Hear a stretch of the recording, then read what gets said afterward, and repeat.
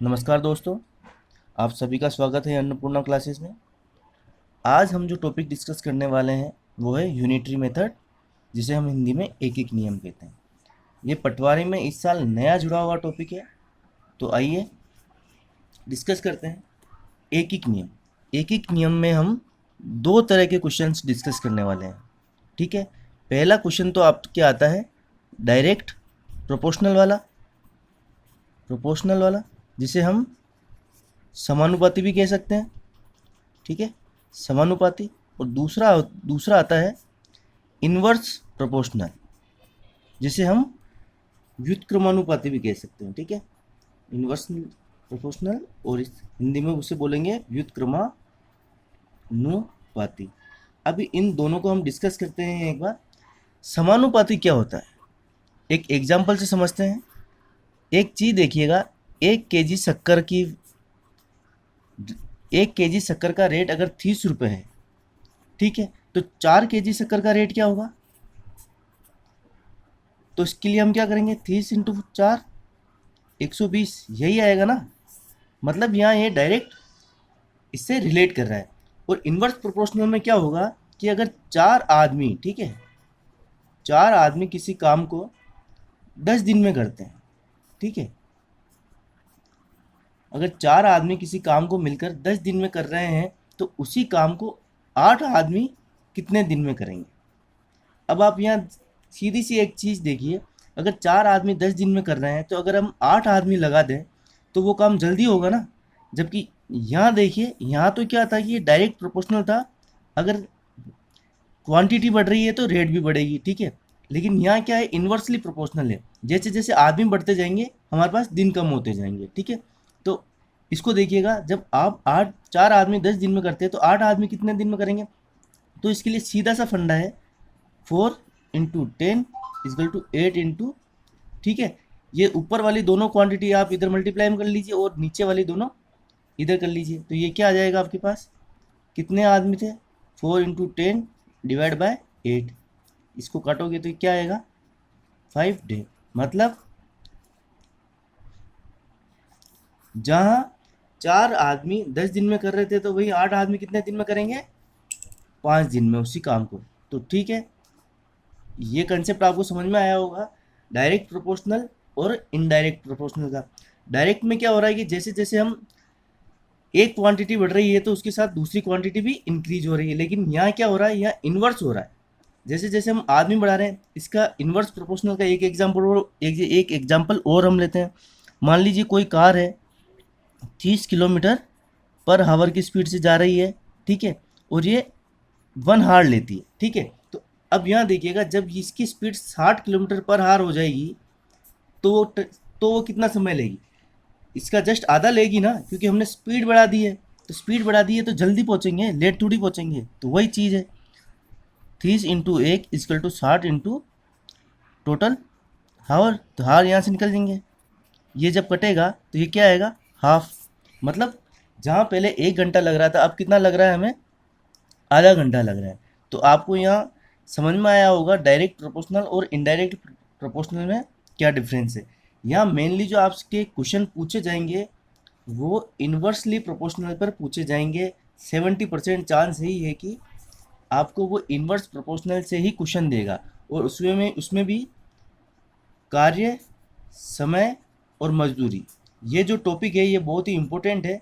वो इसी में से आपको क्वेश्चन उठा के देगा कि कोई आदमी 4 दिन में काम करते हैं तो अगर आदमियों की संख्या कम कर दी जाए तो कितने दिन में करेंगे। भोजन के लिए पूछ लेगा कि भाई भोजन सामग्री 500 दिन की बची है, 20 जनों के लिए, अगर 4 और आ जाते हैं, 10 और आ जाते हैं तो उस भोजन सामग्री कितने दिन चलेगी। तो आइए अब हम क्वेश्चंस पे चलते हैं। सबसे पहले हम कुछ डायरेक्ट प्रोपोर्शनल के क्वेश्चंस उठाते हैं, क्वेश्चंस करते हैं। उससे पहले आप एक बार इस क्वेश्चनों को करने का तरीका देख लीजिए। ठीक है, हमें कुछ कंडीशन दे रखी होगी कि x1 में अगर y1 है तो x2 में कितना y2 होगा। या तो हमें x2 निकालना होगा या हमें y2 निकालना होगा। तो इसके लिए सीधा सा तरीका है, आप ये देखिएगा, x1/y1 = x2/y2। जब आप इस कंडीशन को रख के सोल्व करेंगे ठीक है। तो मान लीजिए अगर हमें x2 निकालना है तो हमारे लिए क्या हो जाएगा वो कंडीशन, x2 निकालना है तो x1 into Y two upon y1, तो x2 की वैल्यू निकल जाएगी।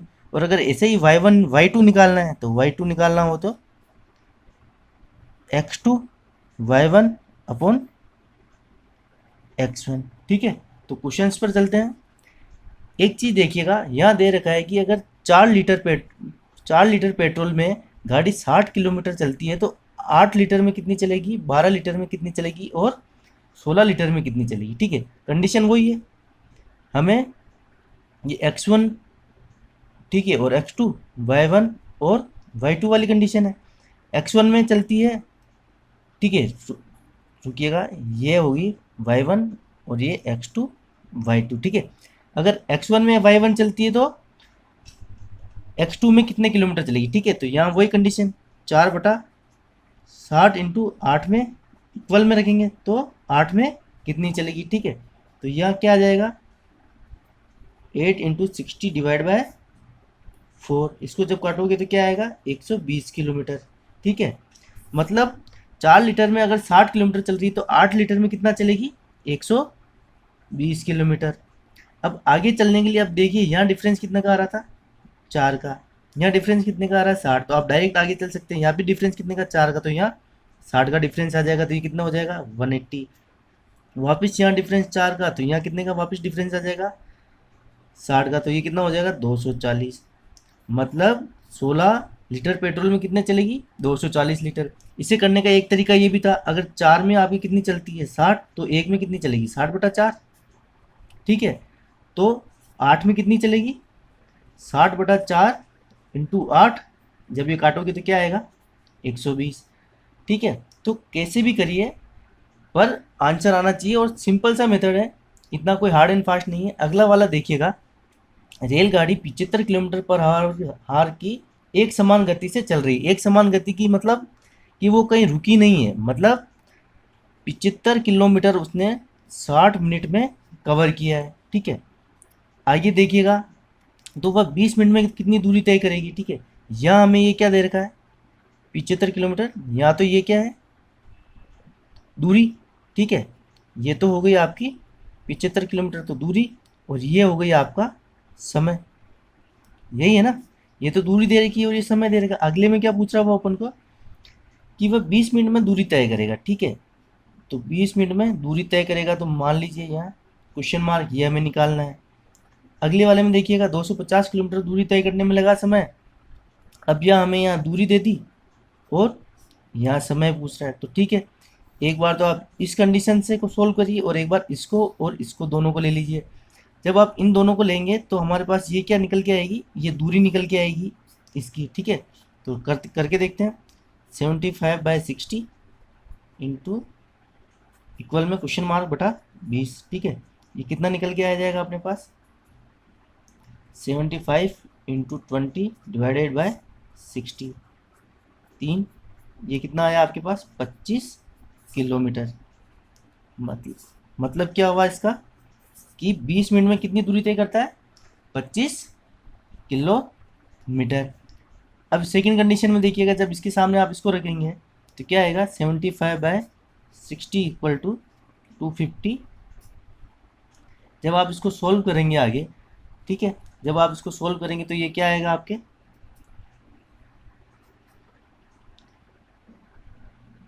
ये आपके आएगा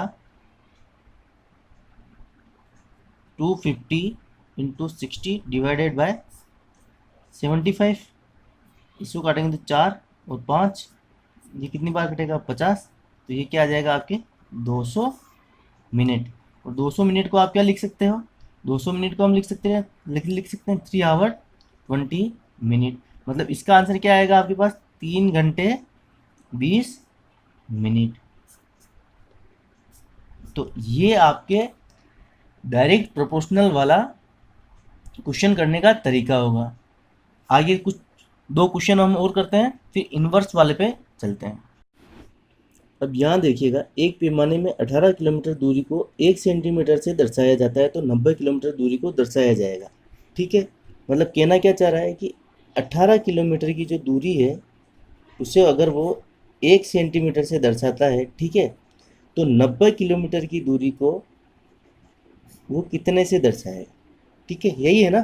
तो डायरेक्ट क्रॉस मल्टीप्लाई कर लीजिए, 18 इंटू ये निकालना है हमें, और 90 इंटू 1, तो कितना आ जाएगा, 90/18 मतलब 5 सेंटीमीटर, ठीक है। अगर 18 किलोमीटर की दूरी को अगर वो 1 सेंटीमीटर से दर्शाता है, तो 90 किलोमीटर की दूरी को कितने से दर्शाएगा, 5 सेंटीमीटर से।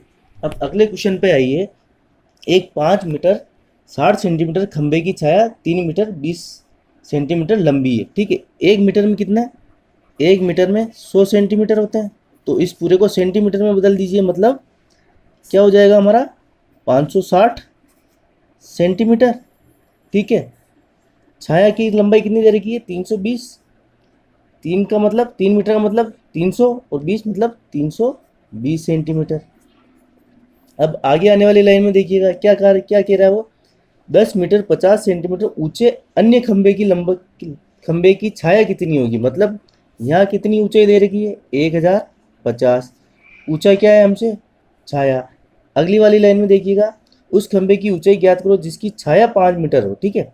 अब यहाँ छाया दे दी हमको 500, और पूछा क्या है, खंबे की लंबाई, तो ठीक है, एक बार तो इससे इसको कंपेयर करेंगे, और एक बार इन दोनों को कंपेयर करेंगे, और एक बार इन दोनों को, तो हमारी इन दोनों की वैल्यू आ जाएगी। सबसे पहले हम यहाँ करते हैं, ठीक है, 560/320 इंटू 1050 बटा क्या इक्वल में जो हमको ये निकालना है, तो ठीक है, यहाँ कर दीजिए आप क्वेश्चन मार्क, 1050 इंटू 320/560, ठीक है। जब आप 10 से 10 काटेंगे, 8 चौक 32 और 8 7 56, 7 को 105 से काटेंगे तो क्या आएगा 15, ये क्या है, तो मतलब ये क्या आएगी आपके 600 मीटर की छाया, मतलब आपकी छाया कितनी थी, 6 मीटर। 600 सेंटीमीटर को आप क्या लिख सकते हो, 6 मीटर भी तो लिख सकते हैं, ठीक है। अब यहाँ आ गया ये, यहाँ क्या कहना चाह रहा है, हमें छाया दे दी और खंबे की लंबाई पूछ रहा है, तो ठीक है, एक बार इससे कंपेयर करके देखते हैं हम। 560/320 इक्वल टू ये निकालना है बटा में 500, ठीक है, question mark 560 into 500 divided by 320, इसको, ठीक है। ये 10 से 10 जब इससे काटेंगे तो हम ये कितना आएगा हमारे पास 7, ये कितना आया 4, 7 पंजे 35/4, इसको जब आप सोल्व करोगे तो ये कितना जाएगा, 32 में से कितना जाएगा 8 बार, बचेगा 3 0, 7 बार 28, ठीक है, ये कितना आएगा 875, और यही हमारा यहाँ आंसर। मतलब यहाँ जो खंबे की लंबाई थी वो कितनी थी, 8.75, मतलब इसको क्या कह सकते हैं हम, 875 सेंटीमीटर, और मीटर में लोगे तो 8.75। अब हम इनवर्स प्रोपोर्शनल वाले क्वेश्चंस पर आते हैं। इन क्वेश्चंस पर आने से पहले इन क्वेश्चंस को एक बार करने का तरीका देखिएगा, ठीक है। यहाँ भी वही कंडीशन होगी, x1 को एक बार y1 में कर रहा होगा, और एक बार x2 y1 में y2 में, ठीक है। तो इस तरीके के क्वेश्चन को करने का सिंपल सा तरीका है, x1 y1 equal to x2 y2, ठीक है। इस कंडीशन को आप याद रखिएगा। एक चीज़ देखिएगा, इस क्वेश्चन को करते हैं, आपको ये इजीली अभी समझ में आ जाएगा। 4 मजदूर किसी काम को 88 दिन में करते हैं, ठीक है। 4 मजदूर हैं, काम को कितने दिन में कर रहे हैं, 88 दिन में, तो 8 मजदूर उसी काम को कितने दिन में करेंगे। अब आप एक चीज़ यहाँ देखिए, 4 आदमी जब 88 दिन में काम करते हैं, तो जब हम मजदूरों की संख्या बढ़ाएंगे तो दिनों की संख्या कम होगी ना, तो यही इन्वर्सली प्रोपोर्शनल होता है। तो इसको करने का तरीका क्या है, देखिए, ये x1, ये y1, ये x2 और ये y2। आपको करना क्या है, यहाँ x1 y1 equal to x2 y2, ये देखिए 4 इंटू 88 इक्वल टू में 8 इंटू y2।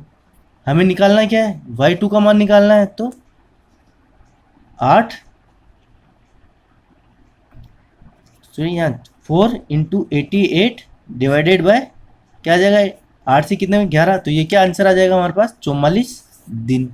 ठीक है, मतलब 4 आदमी जो काम 88 दिन में कर रहे थे, अगर वही 8 आदमी हो जाते हैं तो वो काम 44 दिन में हो जाएगा। ठीक है, अगले क्वेश्चन पर आते हैं। एक टंकी को 1 घंटे 20 मिनट में भरने के लिए 6 पाइपों की आवश्यकता होती है।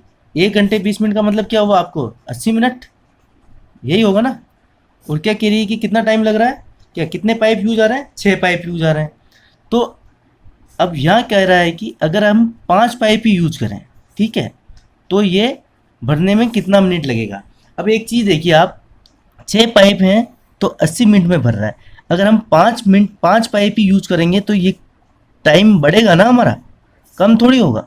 ठीक है, तो ये इन्वर्स वाला क्वेश्चन हो गया। अब एक चीज़ देखिए, वो रिलेशन 80 इंटू 6 इक्वल टू निकालना है हमको, और इंटू 5। जब ये निकालना होगा तो हम इसको नीचे भेज देंगे, तो ये क्या आएगा 5, इसको इससे काटेंगे तो क्या 16 पंजे 80 और 1 16, 80 और 6 96, तो ये क्या आ जाएगा 16 6 96 96 मिनट। मतलब जहाँ 6 पाइप 80 मिनट में भर रहे थे, वहीं 5 पाइप को भरने में कितना टाइम लगेगा 96 मिनट, और यही हमारा आंसर होगा। तो आप प्रोपोर्शनल और इन्वर्स प्रोपोर्शनल वाले क्वेश्चंस में अंतर समझ में आया होगा आपको। अब नेक्स्ट वीडियो में हम थोड़े इन्वर्सली प्रोपोर्शनल के बहुत अच्छे लेवल वाले क्वेश्चन लेकर आने वाले हैं, और वहाँ मेनली हम जो क्वेश्चंस करेंगे वो इसी पे बेस होंगे, कार्य और मजदूरी। ठीक है, और जहाँ तक हो सकेगा 70% चांसेस है कि आपके क्वेश्चंस उन्हीं क्वेश्चंस में देखने को मिलेंगे। एक बार इस वीडियो को बार बार रिपीट करके देखना, और कंसेप्ट क्लियर एक बार आपकी कर लेना कि प्रोपोर्शनल और इन्वर्सली प्रोपोर्शनल वाले क्वेश्चनों में अंतर कहाँ आ रहा है। ठीक है, तो ठीक है गाइस, अगर आपको वीडियो पसंद आया तो प्लीज़ लाइक करिए, सब्सक्राइब करिए और शेयर करिए, और नेक्स्ट अपडेट के लिए हमारे साथ बने रहिएगा। धन्यवाद।